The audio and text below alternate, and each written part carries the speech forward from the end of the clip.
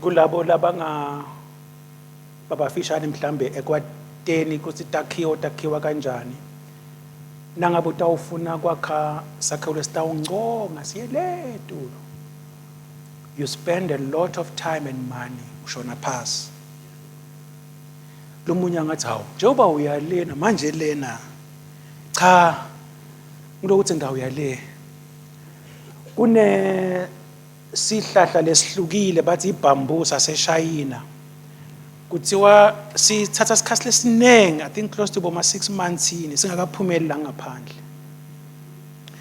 bathi labatiko sisuke sisakha timphanze but sayisaphuma you sithi ntshuntshu sibe le edulo kahle hle kucina kwethu ekukholweni nanobe ngabe yinje lo yendako make sure that you have got a firm foundation nesisekelo sakho futhi usadi ukuthi sikuphi waze wasadi isisekelo sakho ukuthi sikuphi cha utawukhonza kodwa waphuthuma wayawukwakha esihlabathini njengale ndvodza leya leshiwo ngumbhalo siyayadi mosibazalwane litawufika tikhukhula ngoba lo mhlaba lesiphila kuwo unato tikhukhula bazalwane lithi ke iBhayibheli tafika tikhukhula tayishaya lelo lokuwa kwayo lithi iBhayibheli kwaba kukhulu it was just big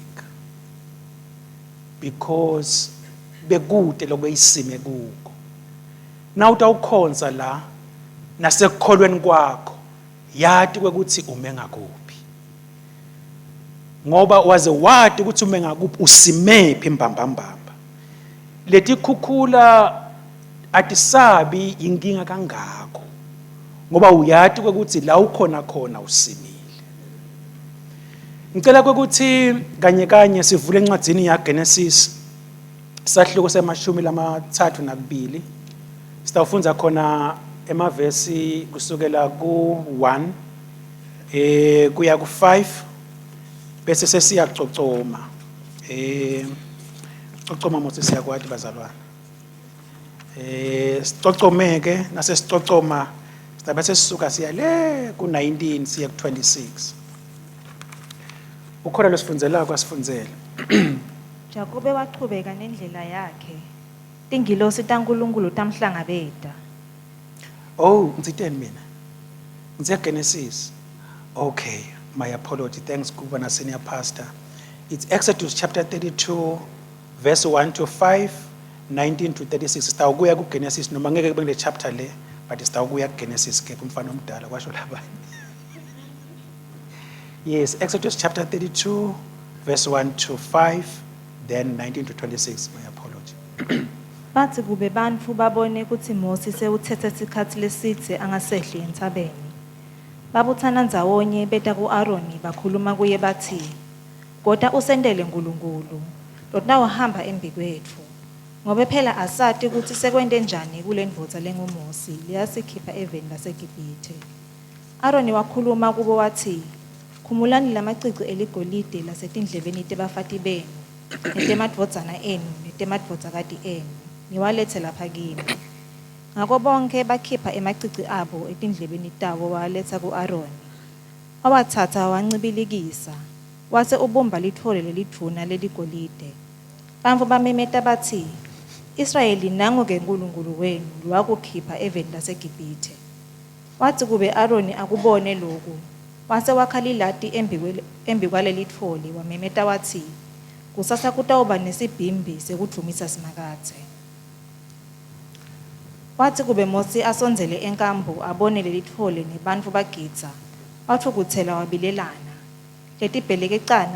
letibhelekece labetithwele watilahla phansi tacephukela khona lapho phansi kwentsaba watsa lelithole lelaselakhiwe walishisa ngemlilo waligaya lacolisakala laba yimphupho walibhuca ngemanti wathi onke ema-Israyeli akalinathe wakhuluma ku-Aroni wathi labantfu bendeni kuwe uze ubaholele kule sono lesikhulu kangaka Aroni waphendvula wathi ungangithukutheleli inkosi yami nawe uyati ukuthi labantfu babuthamele kanjani bubi ngobe bakhulume kimi bathi sendele uNkulunkulu utawuhamba embi kwethu ngobe asati ukuthi sekwente njani kule mvotsa lengomusi liyasikhipha eGibhithe. Mina ngathi kubo wonke lona ligolide akalilethe lapha kimi. Ngako banginika ligolide ngayifaka emlilweni kwase kuphuma nali litfole litvuna. Mosi wabona ukuthi bamfu babengangemhlambi kazelusile ngobe Aroni abesayibekele batentela mathanza. Batihlazisa ngisho nasembi kwetitsa tabo.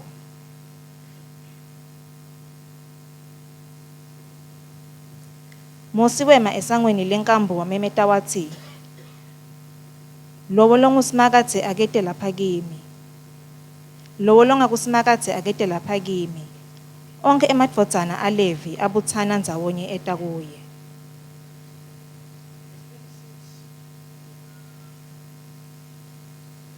Uthi ukukhuluma kwethu kusime khona nangamphinza uthi Mose wema esangweni lenkambo wamemeta wathi lowo longakusimakadze akete lapha kimi. Lowo longakusimakadze akete lapha kimi. Onke emadvodzana aLevi abuthana ndzawonye eta kuye. Emhlabathini la siphila khona abazalwane singeke sitiyenge. Kunemicondvo lekhona leyehlukahlukene. Leminye yayo seyite yangenelela nasebandleni. Ekungeneleleni kwayo lapha ebandleni sekubita ukuthi thina njengebantfwana bakaNkulunkulu sibe nekuhlakanipha. Siconze ukuthi cha lokhu akusesiko. Ngicela nje ukuthinza kafishane imicondvo leseyikhona kuleti nsuku leti bese sengiyakhona kuchubekela embili. Kunenvo emhlabathini lethiwa lwati. Lwati siluthatha ngekuthi lumgcoka ngoba luyakusita ekuthenini ukhona kubona ukuthi info thite uyenta njani, unalwati luni lwayo. What knowledge do you have for that particular thing? Uthi ungaba naloke lo lwati lwaleyo info leyo bese sewuyathi cha uma senginalo lwati lo sengingaphuma kanje o noma sengingenda nako. Lo lwati lubalulekile. Kunalemicondvo leseyikhona emhlabathini lesebenzisa lwati. Uthi lwati uluthola kanjani kuze kwekuthi ulusebenzise bese nalo lwati liyakusebendelaka. Imicondvo leseyikhona kunemicondvo lokuthiwa i-rationalism. Lo mcondvo loyo wona uthi kuze kuthi ube nelwati thite lento icabange uyihlolisise ngekukhalipha kwengqondo. Uthi ungayihlolisisa ngekukhalipha kwengqondo bese ke uyakha tincomo thite ukuthi cha lo lwati lolu kuba lwati sibili uma luthi. Therefore lolo lwati lolo ke sewungabe uyalisebenzisa. That is rationalism. Kusebenzisa ingqondo ukucabanga. Labo labangiprojectelako bangaya kulawo ma slides lawo utothi labo labafisa sebenze njalo bahlakaniphile. Bese sekuthi sekuba nemicondvo thite wesibili kuthiwa i-empirism. I-empirism yona ithi cha lento cale uyi-experience kuqala. Uyende lento ikungene uyive ukuthi wokuhamba kanje lento nangikwenda. Ngekwenda njalo ke bese uyakhona ukuthi ke bese wakha lwati lwaleyo into leyo. Ngekuthi lokhu kusebenzisa kuyiva info noma kuyenta bese ke sekudependa kakhulu emiveni ema-senses ethu ukuthi wena uva kanjani. Uthi kona ungeva ndlela thithe bese hayi mina kuyangilungela na kanje ngoba ngikuva kungihamba kahle. Bese ke impilo yakho ke soyibeka kuleto tintfo lotiva tikhamba kahle. Bese ke sekuba nemicondvo lolandzelako i-humanism. I-humanism yona ithi cha thina siyahlonipha nje bantfu nangendlela yekuphila kwebantu kodwa kahle hle thina letintfo tekukholwa lekuthi tona setisimile nje la atisakhwesha sekuthiwa impilo ihamba kanje, dogmatic religion, inflexible, akusilungeli. thina besicabanga ukuthi ati be flexible nje kanje lokho nalokho kuvumeleke lokho nalokho sikhone kukwenta ngoba thina siva ukuthi kukahle na ukwenta kanjalo lokuthi tinkolo tithi lokho nalokho akwendiwa sidzala leso thina sesibantu banyalo simodern sesinendlela yekwenta tintfo tethu tisilungele sive ukuthi cha simnanzi sithola ifulfillment injabulo ikhona la ihappiness ikhona. Now lemicondvo lena ikhungathile umhlabathi wonke uva abantu bakhuluma ngayo noma bangeke basho ukuthi I am a rationalist or empiricism or humanist but la ikhulumeni kwakhe lo muntu nasekwenteni tintfo uyambona ukuthi oh ungalalo muntu umhlabathi lesiphila kiwo futhi ukhungathwe inkinga letinkulu kakhulu siyadati bazalwane singete sabheka phasi nobe ngabe uyakuliphi live linetalo ungawabala emave siyawadi nathi sinetethu nawuthanza ungatikhuluma nawuthanza utikhuluma but isinato netethu futhi tinjalo nje nasemindenini nathi sinetethu nguloyo nalo umndeni netaba. Now nawubuka kahle lo mhlabathi lesiphila kiwo bazalwane usibeka engcingeni yekuthi kahlehle lo ngcwele waNkulunkulu utawuphila kanjani lo ngcwele waNkulunkulu nangabe tinsekelo temhlaba tinyakatiswa nobe ngabe ubuka simo semnotho siyanyakatiswa emave lamakhulu bathi siwethembile ungakhuluma bo-America noma ukhulume ngabo-England because their GDPs simo sikalo semnotho wabo sehlile kakhulu such that 2 consecutive quarters i-economy contractor that leads to i-recession. E-America already sebakhuluma lolo language le ukuthi senda njani nase-England benta njalo nemave lamanyenti ukuthi senda njani ngoba umnotho uyehla kunjalo nje tindleko la ngaphandle tithemba mama kusetulu kudulile tindlo tidulile kanti simo semnotho siphasi futhi kunjalo nje netimo tekuthi singathola emathuba emsebenzi timvela kancane utinwaye inhloko ukuthi ubheka kanjani ubhekapi emave nangemave asabuka ukuthi thine sinani la ngala sikhohlani nje la ngisebentela ngakhona sekunaloko ukuthi cha phela nanginelithuba lemsebenzi akudle basekhaya kuqala before bangaphandle bangangena nekuthi ke nabangena bangaphandle bangena ngaliphi kunema campaigns la seakhona na khona bangibuka serious ngathi ngaweva bazalwane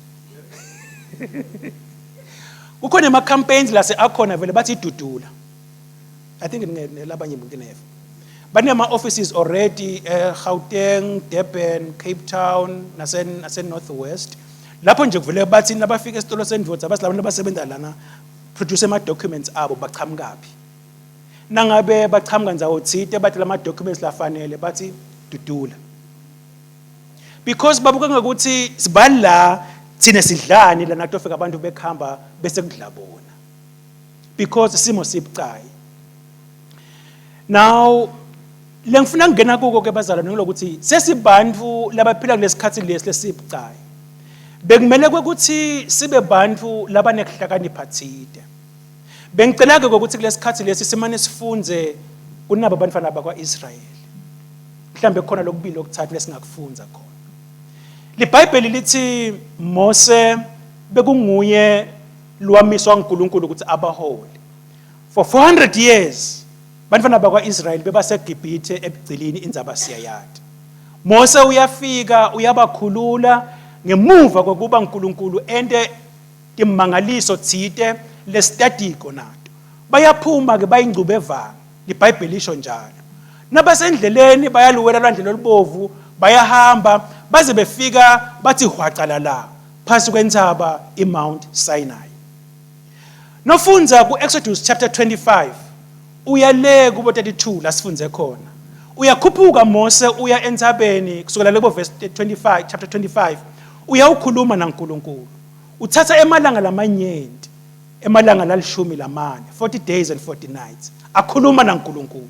uNkulunkulu uyamtshela Mose ukuthi umphongolo wesivumelwano uyawakhiwa kanjani uyamtshela ama dimensions lokho naloko uyasho ukuthi uNkulunkulu labaya kungikhonta mina ethabanakeleni bayawusebenta kanjani uyakusho uNkulunkulu uyakusho uNkulunkulu uyakusho uNkulunkulu fine le pass la kuthe kwaqala khona sive ngekuthi Mose akasekho emehlweni abo abasamboni because they could not relate to Moses. They could not understand Moses. They were in the journey. They were in it, but not for it.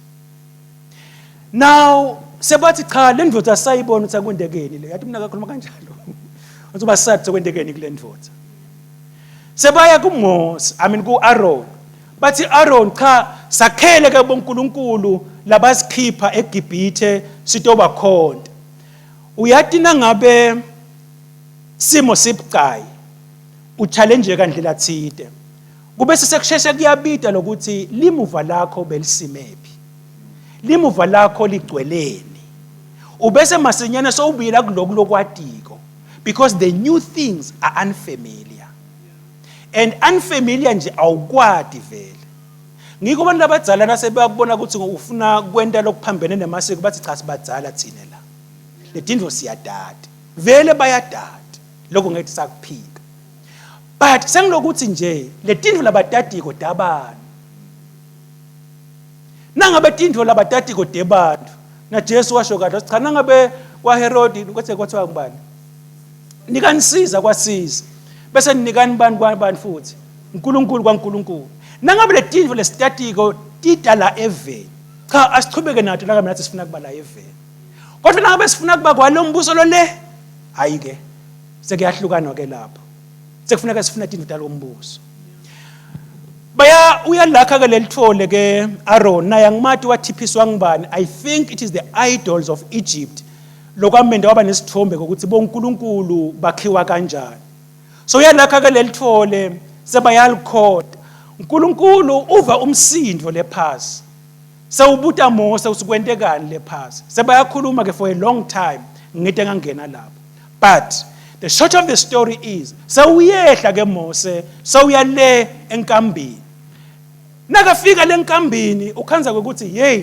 tindvo setonakele sive sesonile phambi kwaNkulunkulu they are now worshiping sebakhonta tithixo lo verse 26 lengifisa ukuthi simphinze nasafikile Mose asakhuluma nabo sewuthi Mose wema esangweni lenkambu wamemeta wathi lowo longakusimakadze akede lapha kimi Mose uletha umbuto longathi wena kulula kuphendvula kanti futhi akusilula ngoba uthi Mose sengiyabona kusitindwa setonakele senonile kuNkulunkulu nakhonta tithixo libe kungakavumeleki ukuthi nitikhonta nemnakethu lomdzala la kungu-Aaron sewunakhele nakhonta konakala kodwa here is an opportunity nali lithuba lowo longakuNkulunkulu akede ngalanga kimi akasho uNkulunkulu ukuthi wonile sekunjalo sayiphelele indzaba khona lapho but Mose uthi lowo longakuNkulunkulu akede ngala liBhayibheli kuselithi ke Levi waphuthuma wathatha inyathelo waya ngale waba ngale ngakuMose ngifisa ukuthi namuhla abazalwane tingcinamba lesihlangana nathi kulomhlaba lo tiletha lo mbuto uthi wena ungakubani mina ke ngithi namuhla kuwe kuko konke longakwenda kulomhlaba sesiphila kuwo lesihlabele kahle sathi wenganyelwe uNkulunkulu wena ume ngakubani ngitothi ekseni uma bawungahlakanipha uthi yamanisa naNkulunkulu ubalelwe kubantu lengathiwa mine ngime ngaNkulunkulu lo mhlabathi lesiphila kuwo ulethe ema challenges lamanyenti kakhulu nawubuka tindzaba lesetikhona lekumele tikhulunywe namuhla letinye takhona tishacisa ligogo bongete wacabanga yini ukuthi seyitawutekwa indzaba yokuthi kube neabortion kuthiwe siyayilegalize noma asiyilegalize siyenda iba semthethweni yini ukuthi bantwana babulawe bangakatalwa noma sikwenda ukuthi kube licala na labo naba legislator ko sekuyababita ukuthi nabo batibuta ukuthi beme ngakubani Ungakhetha wena uthi cha mina ngiyilegislator ngishaya umthetho ngoba ngila emhlabathini ngawushaya lo mthetho uthi cha ayiphasiswe lento. Lo munye abengakhetha yena athi cha noma bengabe ngiyilegislator ngila ngisebenza kodwa ngiyadada ukuthi ngakubani mina. Uma udada ukuthi ungakubani awuyukuba nenkinga ukuthi ngabe kufika la indlela diphambana khona wena ukhetha yipi. Ngoba uyawukwazi ukuthi mina ngime ngakubani. Kodwa nangabe sisekelo sakho noma kungadadi ukuthi umephi uyawuhamba nemimoya. Lemiqondo lengikhuluma ngayo ihumanism ithi cha dichaze nobe ngabe ngayiphi indlela longathi chaza ngayo yingci uva wena kusikuhambela kahle. Ngikuthi awukhanza ukuthi nathi sinemakholwa uma kukhuluma ndaba dema sexual orientations ihomosexuality noma naloko bese sesiyangingida. Akusevakala ukuthi siphuma ngakuphi. Kanti bekumele ukuthi sikungabi njalo. Nangabe imibhalo siyati. Siyawukhuluma lokushow imibhalo. Ukuthi this is what the scriptures say. Because wena ungaNkulunkulu. Lokushow ngilabanye, in fact there is a diplomatic way of answering some of these things. You do not need to entangle yourself with the perspective of the other people. You just need to say, my belief system is like this, hence ngibelieve la ukuthi nginaku lokukahle. Lokuthi wena awukholelwa is not an issue to me ngoba now you have got that opportunity. And futhi lokuthi wena bocabanga ukuthi ngiloku lokukahle, I'm not married to that. I'm just telling you ukuthi mina ngicabanga ukuthi nginaku lokukahle because ngiyadada ukuthi ngime ngakuphi. Bazalwane sisethi khathini lapho khona kubita kwekuthi wathi ungakubani. Mose uletha lo mlayete noma ke this memetelo sokuthi lowo lo kaNkulunkulu. Lowo lo kaNkulunkulu akede ngakuye. LiBhayibheli lithi bazalwane angakabuyi iJesu. Nawufunza incwadi yabaseThesalonika besibili sahluko sesibili kusukela kuverse 3 uye phansi. Lithi Jesu angakabuyi kutawukuba nekuhlubuka lokukhulu. Now ungabuka kahle siyathi manje ukuthi labangakholwa abahlubuka ngithi. Kusho sinakhulunywa ngekuhlubuka, kusho kukhulunywa ngebandla labakholwako. Selithi ke kutaba nekuhlubuka lokukhulu. Sizathu saloko ngilokuthi lokuhlubuka lokukhulu akusesi ukuhlubuka longathi wena ku obvious, but sekuhlubuka lokunyelelelako. That sneaks in. Kukuthatha ungaboni ukuthi sekukuthethe simply because you have succumbed to these modern days philosophies noma lemiqondo leseyikhona namuhla. Kukuthathe kancane, ukuthatha ngathi kuyakweba but ungaboni wena. Sincane sanaba labakha imigwaco lemikhulu khanze sita ugijima la highway nabo soda uphuma uyakuncenga ncenga nje umgwaqo kancane. Uncenga ncenga kancane ubone sewuphumile. Awukuthathi nje ukuthi juqu masinyane nangabe umgwaqo lo highway la kubitha khona usugijime kakhulu speed. Ngoba ungasheshe ubone so sengiyaphuma la bese uyabuya ngala. But le mithi legijinywa khona kakhulu sikukhanje kancane. Sikukhanje kancane ukuthi ungeva nale moto uthi ifuna ukuphuma ithi ikushaye nje kancane ihambe nawe ithi. Nawungakacapheli waphuma ngesiphosiso kule highway uyawikhomba uthi ngabe sekulapha. Sophumile. Uthathwa yini kule mimoya nemiqondo lekhona kulesikhathi samanje. Ngoba incumbi yayo ayikakhelwa emibhalweni. Yakhiwe imicabango yebantu. Kunemagama lesingawabita ukuthi irrationalism yaqalwa ngubani, iempirism yaqalwa ngubani, ihumanism yaqalwa ngubani. These are contemporary philosophies asuka from modern philosophies. It's a progression. But sekubita lokuthi wona wathi ukuthi letindvo lotikholelwako nalotendako utithathe bidabani. Nangabe kungasiko kwaNkulunkulu kushiye. Tibalele kule tindvo taNkulunkulu. Akunenzaba kwakuthi bokuva ukuthi kuhamba kahle. Kuyachaza, udiva nawe ufithisha, you feel in. Bantu labasha nasi siyathanda mose kuba sezingeni. You feel into your group angithi kambe. Awufuni kuba i-outcast engazizula awubelong nje kahle ufuna nawe kufilisha in. Ufilisha in nje kuphi. Tabane tinto sewungene kuto. Titakholela kuphi leto tinto leto. Sakubita ukuthi ube nekuhlakanipha kwaNkulunkulu lokutakusida. The youth of today, the greatest challenge they have because of our education system are these philosophies. Nangantshela mahala nje bazalwane ngaphandle kwenkinga. Ngeke ngaba nelithuba lekahle when I was doing my first year at UCT, I did philosophy. I was so amazed ukuthi there's a philosophy ekuthiwa relativism. Relativism ithi lokhu kungaba ngiko kudependa ukuthi wena ukubuka ngakuphi. There is no absolute truth. Everything is relative. Ukuthi lento uyibuka kanje nangabe wena uyibuka kanje iyakulungela, then that's okay. It's not a problem. Bantu bethu bathi funza letinto bathi believe lo ngakhanza ukuthi down the line utawubuya athi hey vele umhlabathi wadalwa uNkulunkulu wawudala kanjani ake sesiyicabange nje lento le. What that person is saying in short, it's mean I'm appealing to rationalism. Letinto ufuna ukucwaninga kahle ngicabanga ngivo tiyayakha in sense. If letinto tengayakhi i sense, then I am not ascribing to those things. Angikholelwa because atiyakhi sense akuhlangani akwakhi lutho tsite. But letinto litakha lutho tsite lengitawuthi kholelwa mina. Guess what? Live likaNkulunkulu lisihamba ngani thina? Ngekholwa. Kukholwa kwethu kuqiniseka ngetinto etinjani bazalwane? Lesingadibona. Siyakholwa.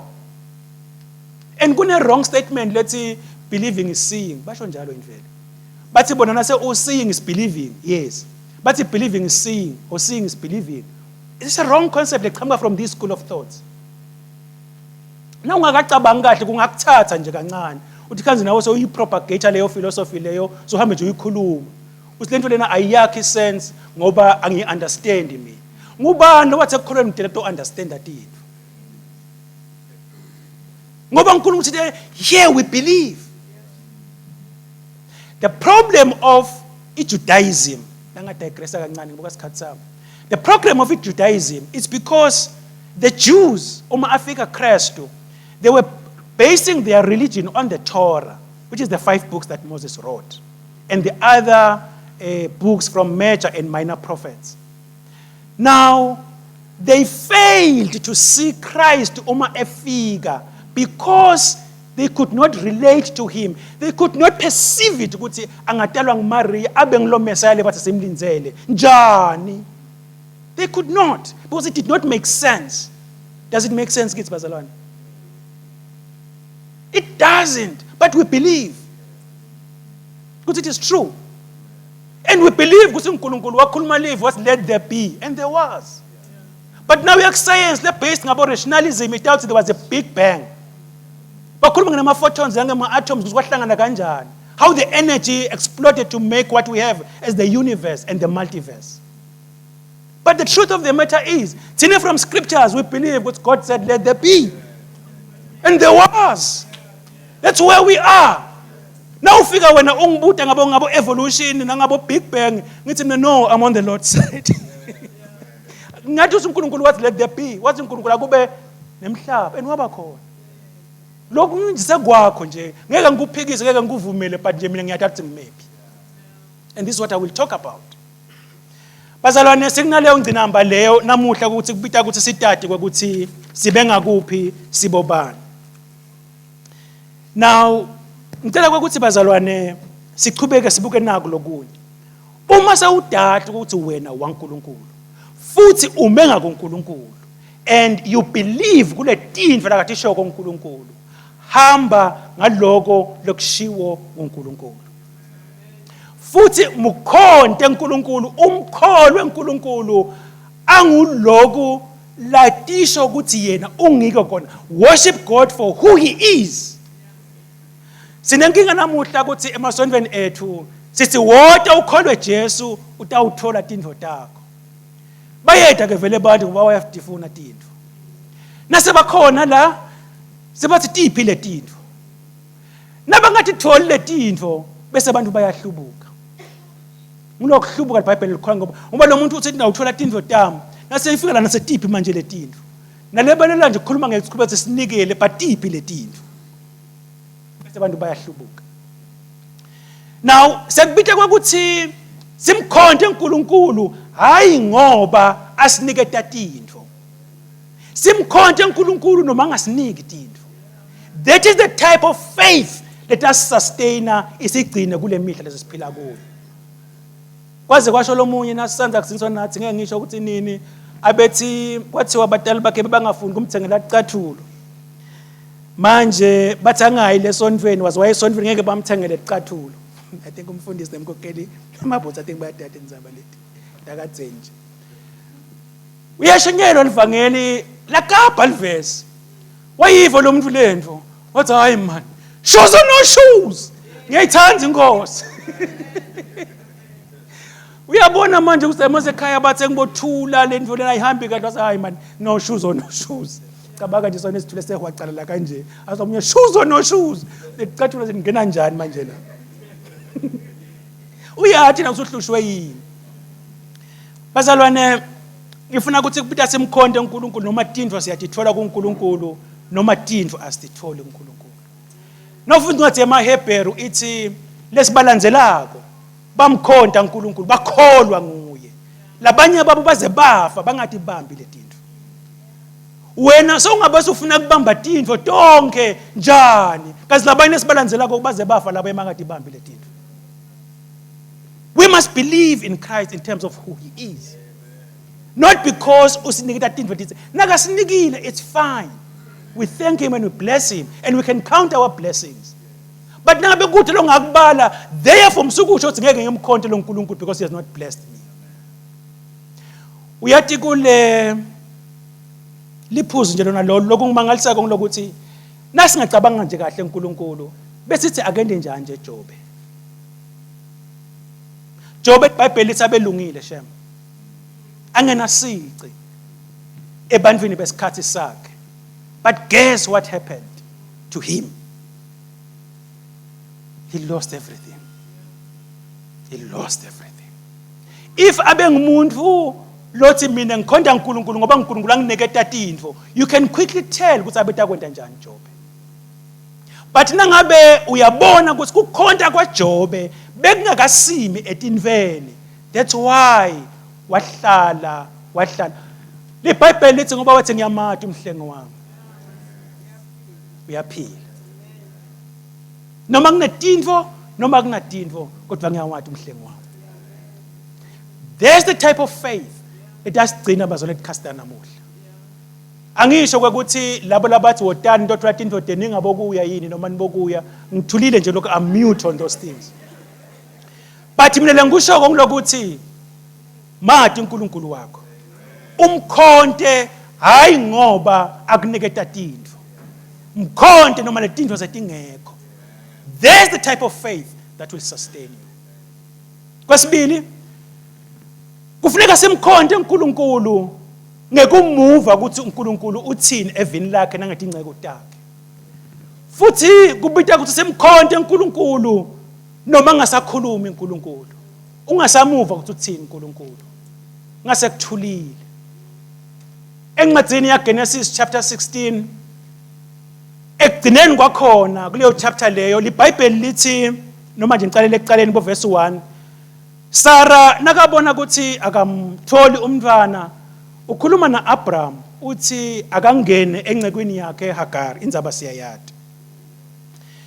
Lapha ngasekugcineni ke selithi asakhulelwe wabeleka Hagar indvodzana ligama layo kwathiwa ngiIshmayeli. But before abeleke liBhayibheli lithi Sara wamxosha waya ehlane. Nakasehlane ingilosi yakhuluma naye yathi akabuyele emuva. Nasabuyele emuva wathola umntwana liBhayibheli lithi bametha igama kwathiwa ngiIshmayeli. Now lithi liBhayibheli Abraham abena 86 years budzala. Between chapter 16 and chapter 17 it's a gap of 13 years. Ngoba in chapter 17 ku verse 1 uyavela kuNkulunkulu kuAbrahama uthi mina ngingisomandla hamba phambi kwami ungenacala. Uyakhuluma uNkulunkulu. But what has happened within the 13 years? athulile uNkulunkulu. Ngiyakubona kuthula nangabe sahlukana nawe tindlo tihamba kahle. But kuyangishaya nangabe kuhlukana kwethu nawe bengasimnanzi. Emva kwalokho abese uyathula. 13 years akusiyo umdlalo bantu abakethu. Athulile uNkulunkulu angasho lutho. Kwambita Abraham ukuthi aphile amkholwe uNkulunkulu. Kuso uNkulunkulu wangikhipha eveni lase-Uri naseKhadeni wathi angiye eveni lesithembiso ngawuhlala la. He did not give up. Noma uNkulunkulu asathulile. Futhi tindwe tingahambi kahle la ngoba sekuna Ishmael, not the promised son. Abraham ebekwathi kahle lokho. But now uNkulunkulu sewuthulile. Ungamkhonda uNkulunkulu uma uNkulunkulu asathulile kuwe. Uqhubeke umkhonde. Asathulile uNkulunkulu akasasho lutho kuwe. Kodwa nje wathi uthi noma ngakasho lutho, kodwa ngiyathi khona umhlengo wami uyaphila. Noma ngaseva lutho, manje muthe 13 years, muthe 13 years, akusimdlalo. Muthe 13 years. Athulile uNkulunkulu angasho lutho, but wahlala Abraham. Ungamthemba uNkulunkulu wena for 13 years angasho lutho, athulile nje. Wathi kahle ukuthi kuhlukana kwethu naye tindwe betingahambi kahle. I messed up basically. Thulile uNkulunkulu akasho lutho.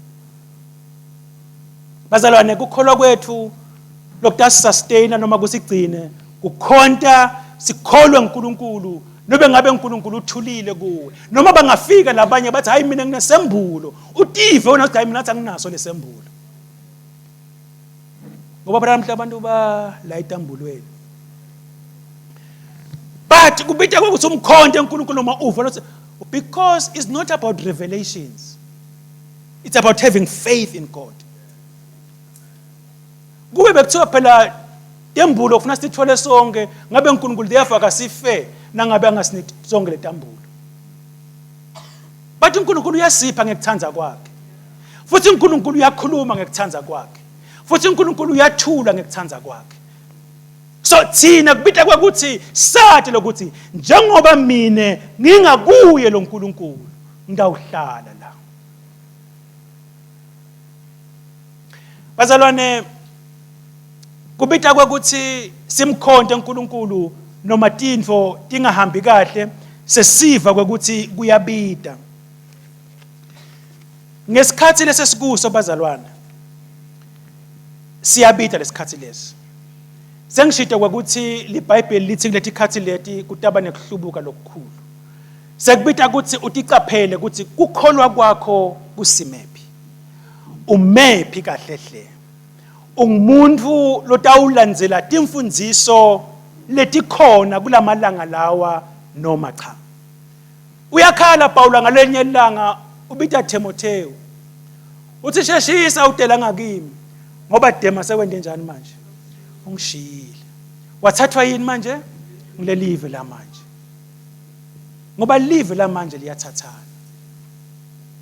Likukha kancane nje. Ucabanga wona ukuthi mhlambe ifashion, imodernism, latest music, iart, how you express yourself.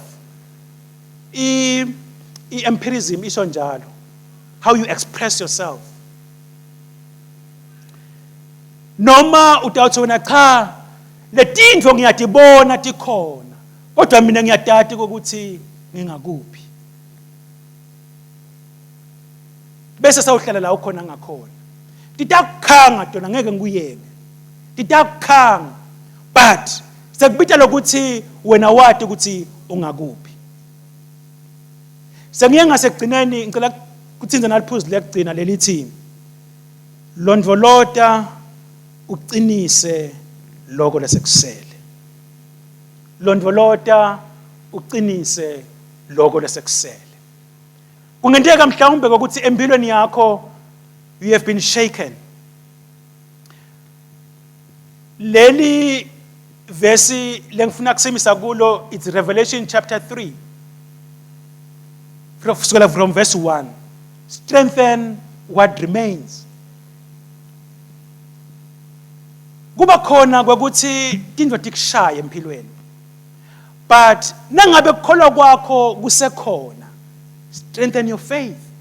Ungavumi kwakuthi ube buthundu, lukewarm. But lwela kwekuthi you burn yourself to be hot and not to be cold or lukewarm.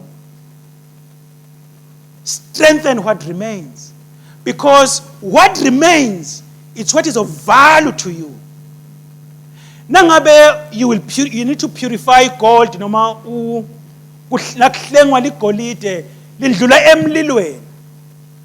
Umlilo uhlunge impurities lokho lokungakalungi kahle kushe kubheke kuphele bese kuthi ke lokho lokusalako bese kuba ngiko sibili. Lokho lonako ungakuthatheli phasi kwekuthi usele nani. Strengthen it because it is of value. Kukholo kwakho kwakhe ukukhuthalele ukuqinise despite ukuthi insuku tibita kangakanani. Nguloko naloko lotakukhuthalela ukusebente lithi iBhayibheli work out your salvation with fear and trembling. Asisebentele kukholwa kwethu singacabanga ukuthi sik-autopilot ukuthi tinto tetathi hambela nje. We must pay attention. We must sacrifice. We must strengthen it, our faith. Nangabe kubita kwekuthi ungapholoti ukuthi etinkonzweni yenda njani manje? Yenda njalo. Nangabe kubita ukuthi wende lokho nalokho kuze uthi ukholwa kwakho ukuqinise yenda njalo. Because your faith is important. Nobe ngabe yini bazalwane singayengani lesi tawuba nayo siyende lamhlabathini wesikhashana. Futhi asendluli nako. I think sasikubonile lokho. Bekumele ukuthi ngabe sesihlakaniphile. Lokuthi letintfo talamhlabathini siconze kahle kwekuthi cha atendluleli ngale. Kukholwa kwethu ngeke ukuthi asendlulisela ngale. Simbone uNkulunkulu sibe naye. Lokho lokunye noma kusipreoccupy kangaka Nkosi yami yathi sibhizi mbamba ibazalwane. Ngaphandle kokuhlala Monday to Friday nangema weekends. Usebenze man. But usebenza tinto tjala isikhashana nje. So amazing how dimensions and perspectives are lamhlabathini. The things that matters the most are the things that are much neglected. Unfortunately. Uyathi sendiwayini lokho bazalwane ngeke ngaba nenhlanhla yekusebenta esimunye nase big band. I understood the concept later. Lokuthi the reason bakhe letindlu tekuhlala taleti 70 tibe la. Ulokuthi ungamind kushayisa late. Ngoba after all uyaphi nje. 5 minutes sowufikile. So you might as well usebente la. Now nge weekend wekuthi hayi man akhambi kahle like this is what I used to do nase big band. Ngibona sengathi akhambi kahle. I was an irrigation engineer at the time. Bese okay ngiyathi siba semasimini balimile bese hey angiphume ngiyohlola semanti asafika yini le gcineni kuleli dam lebelegcineni behlupha kakhulu ngemanti kuthi semanti ayafika yini le because ngikhona la uyabo. So the benefit of the organization is maximized at your expense. That is a strategy losetshenziswako. Another one just ukuniphisa abazalwane is now lesikhona nyalo it's working offline and remotely. Because usendlini you can connect usebente uaccess ideposit yasemsebentini ukuxhumana nebantfu nikhulume nje such that your working hours are extended. Baze bakushela sebusuku uthi ngicela ungithumele le report leya uthi hayi no ngawulog in ngikuthumelele. These are the strategies by these philosophies. Unfortunately, these are the things that the things at our expense the things that matters the most, whether to your family or to wherever, even to your faith.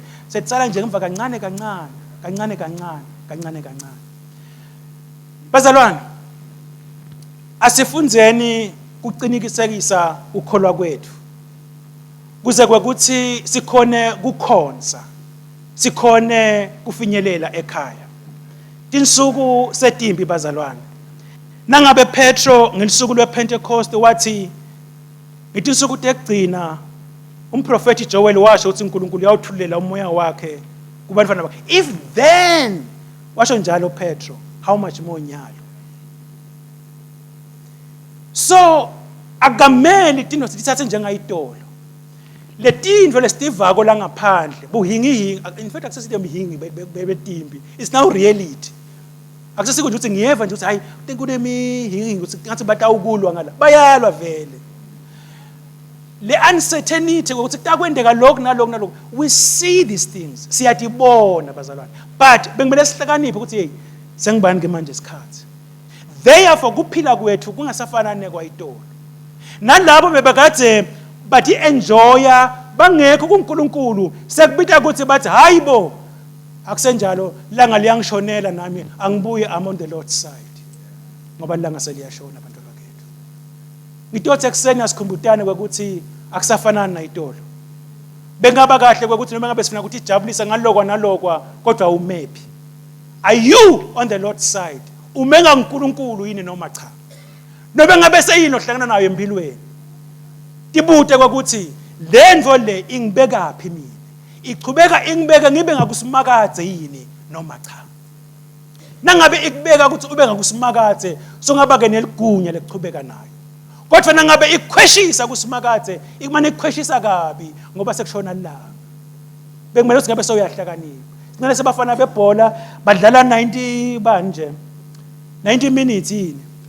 But la ku 85 86 hayi man. La during number saqala bayadribula benelo bende ama passes abo konke lo but nase kuyawuphela babona sibayadliwa. Nongabe le bhola uyithola kuphi uyishaya iyele. Kuthi nakuyalela sokunasokora ngakhona. Uyishaya iyele. Nobe ngabe bokuphi mfana sekhaya salubuya nganene ngoba seliyashonela. Just be on the Lord's side. Ngicela ukuthi praise team ubuye ngembili sitawuthandaza. Bazalwane lo mhlaba lesiphila kuwo nobe ngabe bongasithembisa intfo letitsite kungaba inhlala kahle nobe ngabe yini uyendlula lo mhlaba lo. Bekumele ukuthi sihlakaniphe sithi thine singakuNkulunkulu. Lo nkulunkulu lo wengamele tonke tintfo. Bekungaba kuhlakanipha ukuthi sithi yamanise naye. Sime ngako. Nangathiwa siyabalelwa manje sibalelwe kaNkulunkulu. Ngicela ukuthi sihlabelele abantu abakethu sitawuthandaza ngicela ukuthi our senior pastor edengembele losithanazela inkosi sibusisa.